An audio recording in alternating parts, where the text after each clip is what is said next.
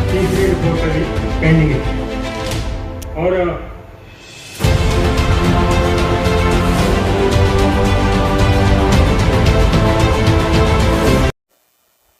प्रदेश के 90 के 90 जो प्रभारी हमने 90 हलकों में लगा रखे थे, उनको और जिला के प्रभारियों को, जिला के अध्यक्षों की एक मीटिंग रखी। 25 सितंबर को चौधरी देवीलाल जी का जन्मदिन है और हम उनके जन्म दिवस को हर साल सम्मान दिवस के रूप में मनाते हैं। पिछले 2 वर्ष कोविड की वजह से हमें दिक्कत आई और यहाँ लार्ज स्केल पे लोग उनको आकर के अपने श्रद्धा सुमन अर्पित करते हैं, लाखों की संख्या में लोग आते हैं। कहीं वो कोविड की वजह से बड़ी संख्या में इकट्ठा होने की बजाय डिस्ट्रिक्ट हेडक्वार्टर पे, कहीं सब डिवीज़न पे, कहीं उनके और जहाँ स्टैचू लगे हुए थे वहाँ जा करके अपने श्रद्धा सुमन अर्पित करते थे। अब की बार हमने जींद में तय किया है और जींद में मुझे जिस ढंग की फीडबैक है तो मैं बहुत दावे के साथ एक बात कह सकता हूँ कि अब तक के जितने सम्मान दिवस हुए, अब तक की जितनी हरियाणा में कोई रैलियाँ हुई, उन सबसे ज़्यादा बड़ी संख्या में लोग अब की बार चौधरी देवीलाल जी के प्रति अपने श्रद्धा सुमन अर्पित करने के लिए आएंगे। एक कारण और भी है उसका, कुछ लोगों ने चौधरी देवीलाल के नाम पे कहीं अपनी राजनीतिक रोटियां सेकने की कोशिश करी, काम किया। आज उन लोगों के चेहरे भी बेनकाब हो चुके हैं। आज लोगों का उनके प्रति और ज़्यादा बड़ा गुस्सा है, इसलिए वो उनको भी इस बात का एहसास कराने के लिए बड़ी संख्या में आएंगे कि हम केवल और केवल चौधरी देवीलाल जी की नीतियों पे चलने वाले लोग हैं। हम चौधरी देवीलाल के नाम पे कलंक लगाने वाले नहीं, हम चौधरी देवीलाल के नाम को कहीं नीचा ना हो जाए, इस तरह के लोग नहीं हैं। आज जिस तरह का फीडबैक मिला है, सब साथियों ने अपनी अपनी तरफ से बताया है। आपको सुनकर के हैरानी होगी कि एक एक जिले से 2000 से साधन कहीं कम नहीं है। यमुनानगर डिस्ट्रिक्ट से, अकेले यमुनानगर से 2300 साधन आएंगे। हमारे यहाँ सरसा से 300 बसें जाएंगी और 300 बसों के साथ साथ मेरे ख्याल हजारों की संख्या में छोटी गाड़ियां लेकर के भी लोग जाएंगे।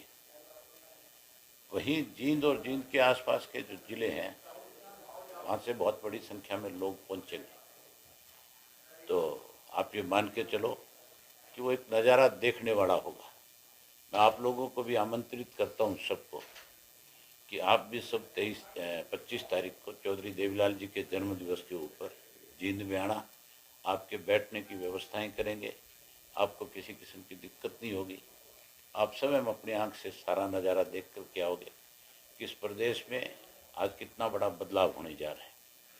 25 तारीख को न केवल चौधरी ओम प्रकाश चौटाला जी वहाँ पे होंगे, बल्कि पंजाब से सरदार प्रकाश सिंह बादल जी आएंगे, जम्मू कश्मीर से फारूक अब्दुल्ला जी आएंगे, वहीं कर्नाटका से पूर्व प्रधानमंत्री श्री देवगौड़ा जी आएंगे, उत्तर प्रदेश से मुलायम सिंह यादव आएंगे और उनके इलायदा और बहुत सारे ऐसे चेहरे होंगे जो आप पहली दफ़ा उस मंच से देखने का काम करोगे। एक चेहरा तो ऐसा भी होगा जिसको देख करके आप सब लोग आश्चर्यचकित रह जाओगे। आप कहोगे कि ये तो कमाल हो गया। तो मेरा आपको विशेष रूप से निवेदन है कि आप उसमें आप आमंत्रित हैं, आपने आना है। ऐलान तो आप मान के चलो कि जहाँ इतने राजनीतिक लोग आएंगे, तीसरे मोर्चे की कहीं ना कहीं शुरुआत हो जाएगी। मोर्चा बनाने में एक दिन नहीं कि एक दिन में कोई इतना बड़ा फैसला हो जाए कि आज मोर्चा बन गया। इसके लिए तो फिर ये जितने नेता आएंगे ये आपस में बैठ करके फिर से अपनी मीटिंगें करेंगे, फिर से बैठ करके मोर्चे की रूपरेखा तैयार करेंगे। उस मोर्चे में किसकी क्या क्या जिम्मेवारी होगी वो सब तय होंगी।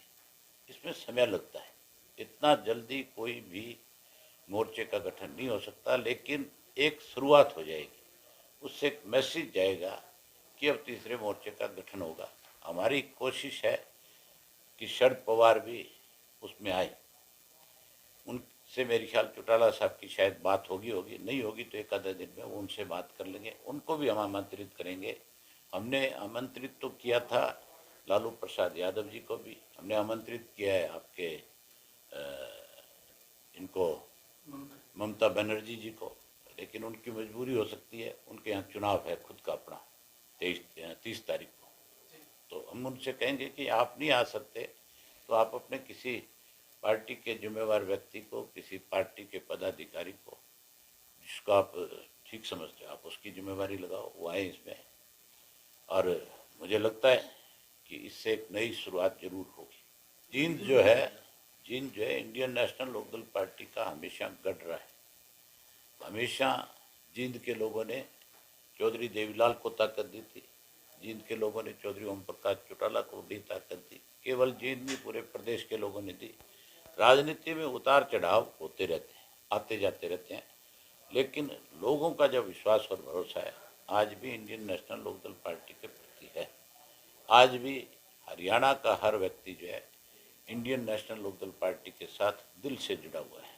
मुख्यमंत्री बदल भी देंगे हरियाणा का तो कोई भारतीय जनता पार्टी को कोई बड़ा सम्मान या इज्जत नहीं मिलेगी।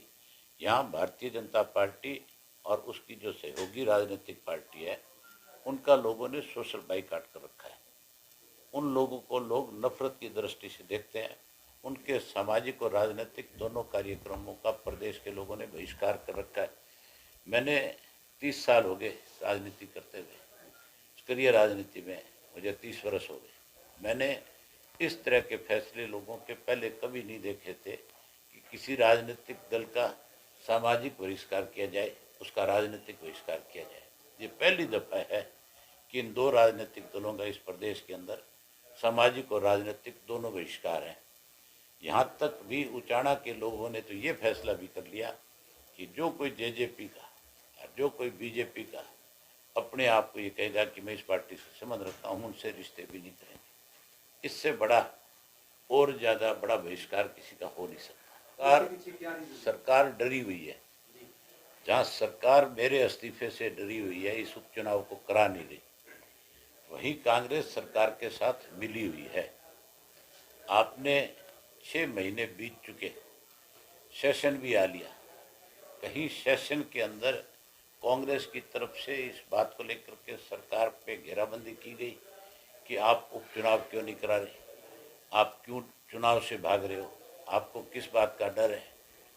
और कहीं सार्वजनिक रूप से रोजाना इनके बयान आते हैं, रोज इनके लोग कहीं ना कहीं अखबारों के सामने खड़े होकर के सुर्खियां बढ़ना चाहते हैं। कहीं शैलजा ने बयान दिया कभी आज तक, जो इनकी अध्यक्ष है, कभी विवेक बांसल का कोई बयान आया जो इनके प्रभारी हैं, कभी भूपेंद्र सिंह हुड्डा जो विपक्ष का नेता उसका कभी कोई बयान आया, कभी सुरजेवाला ने कोई बयान दिया इसके ऊपर। इन सब को, क्योंकि ये बीजेपी के साथ मिले हुए, इनको डर है इस बात का कि अगर चुनाव होगा तो वहाँ इंडियन नेशनल लोकदल पार्टी का प्रत्याशी बड़े भारी बहुमत से जीतेगा और वहीं इन लोगों की पार्टियों के जो कोई उम्मीदवार आएंगे उनकी जमानत भी नहीं बचेगी, उनकी तो जमानत जब्त होगी। इलाहाबाद के लोग बहुत बहादुर हैं। इलाहाबाद के लोगों ने एक मन बना रखा है, एक फैसला कर रखा है कि हमारे एक कहावत है ना, बोले बकरे की माँ कितने दिन खैर मनाएगी, कितने दिन चुनाव टालेंगे। जिस दिन चुनाव होगा उस दिन इलाहाबाद के लोग इनको सबक सिखाने का काम करेंगे। पंजाब के मुख्यमंत्री क्या बयान देते हैं मुझे उससे कोई सरोकार नहीं, लेकिन किसान आंदोलन जो है वो मजबूत हो, इसके लिए इंडियन नेशनल लोकदल पार्टी ने सदा इस आंदोलन का समर्थन किया है। और हम 25 तारीख को भी खुल करके अपने उस सम्मान दिवस के ऊपर इस बात का लोगों से आग्रह करेंगे कि 27 तारीख को जो किसानों ने भारत बंद का आह्वान कर रखा है उसमें बढ़ चढ़ करके हिस्सा लें और भारत बंद को अच्छी मजबूती के साथ सफल बनाए, सरकार को सबक सिखाए। मैंने नशे के खिलाफ पहले दिन से मुहिम चलाई हुई है और मेरी उस मुहिम से ये कोशिश थी कि इस नशे को किसी तरह से प्रदेश में रोका जाए। मैंने तो विधानसभा में सबूत के साथ भारतीय जनता पार्टी के कदावर नेताओं को भी नंगा करने का काम किया। मैंने तो बाई नेम लोगों के बारे में खुल करके बताया कि एक लोग नशे का कारोबार करने वाले हैं। आज उससे भी ज़्यादा बड़ा कारोबार सरसा जिला में नशे का चल रहा है।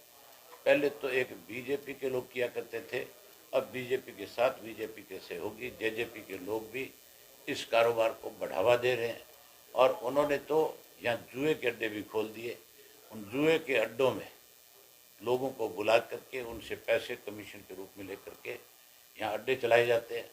एक नहीं, दो नहीं, इलाहाबाद में अड्डा चल रहा है, सरसा में अड्डा चल रहा है, रानिया में अड्डा चल रहा है। कोई शहर ऐसा नहीं बचा जिसमें इस तरह के अड्डे ना हो।